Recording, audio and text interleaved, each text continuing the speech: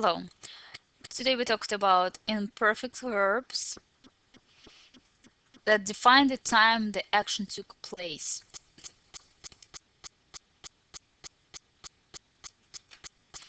Probably you intuitively use imperfect verbs correctly, but for us to make sure that we understand why we have perfect verbs and imperfect verbs, let's talk about the questions that we ask or the meanings that we put into the sentences when we use it.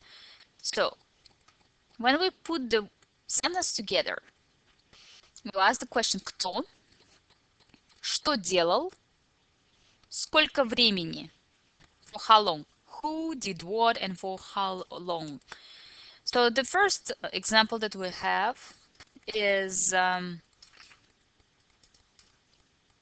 студент читал книгу 3 часа.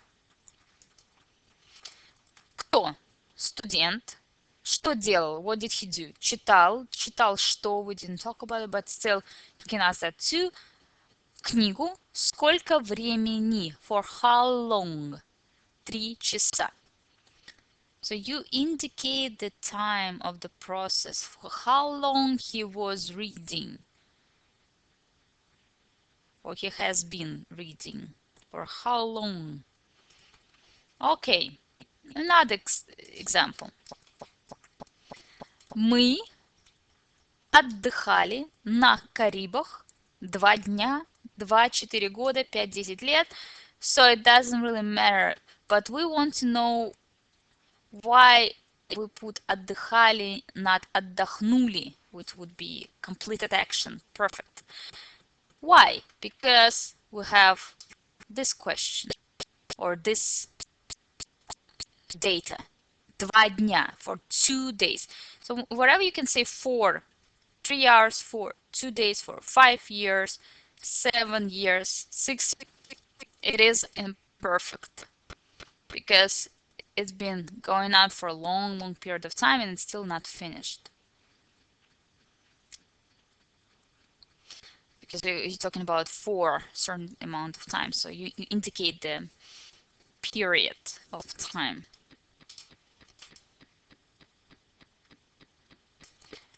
Они смотрели на море очень долго. So let's translate it into English and see if it has preposition for. Они, they, looked at the sea for a very long time. So it still has for.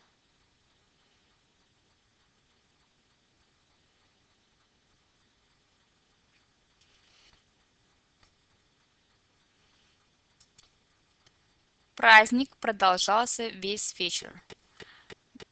Celebration or holiday took place or continue for the whole evening or the whole evening, and so on and so forth.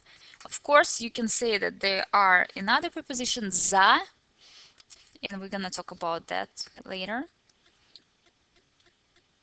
Or you can say that there was a finished action. For example, you can say я прочитал книгу за 3 часа. So you finished the book in 3 hours. You can say that, of course, but the meaning is different. Я что делал? Я читал книгу 3 часа, and I still didn't finish it. So this is the meaning of imperfect verb. I read it, I've been reading and reading and reading and reading, and I still didn't finish it. I'll still be reading it. So as an exercise, I ask you to write an answer to the questions. Сколько времени ты учишься в англо-американской школе?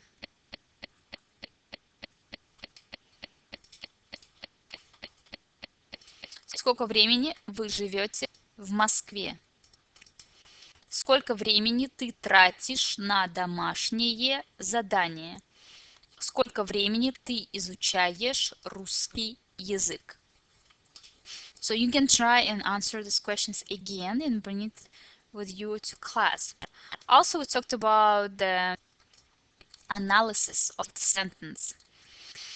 And we agreed that analysis you need to understand the structures.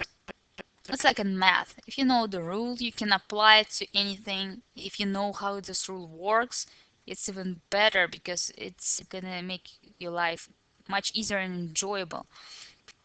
So when you look at the word separately, you need to understand that this word has lots of information. So if you look at the word student, for example, just one word, you can talk about this word a lot. You can say that this is a noun, and we know this is a noun. It answers the question кто, so it's subject, and it's a nominative case. It's plural, singular. I'm sorry, it's singular. It's one student. It's masculine because it has no a or ya at the end. And yeah, we said already it's a noun. Okay, what about читал? I read. So what can we talk about, say about this simple, presumably, word? We can say a lot about this word. We know this is action. It answers the question что делал. So it's an action word. So it's a verb. And we also know that it's not finished action. So we know it's imperfect verb. And we know it's singular. And it's a past tense because it has L at the end. And we know that it's a masculine because it doesn't have I. If it would have I here, it would be feminine. So look at these examples. You will see how much we can talk about one single word. And why do we need to know? Because there should be sort of unity in between words. So if you put this noun in masculine, this should be also in masculine. So it's there should be continuation of the thought. We need to understand where and why we use this certain endings, why we said книгу here, because it's accusative case. We kind of accusing. We talk about its direct object. So I read what? I read the book. So not the book read me. So it's important. It's important to understand the connections. So if you look at the u here, a to u, ya to you, remember the rule. And you know this is a feminine noun. It's a singular and it's accusative case. So if you probably still have questions about perfect and imperfect and about analyzing the sentence. It's absolutely wonderful that you have questions.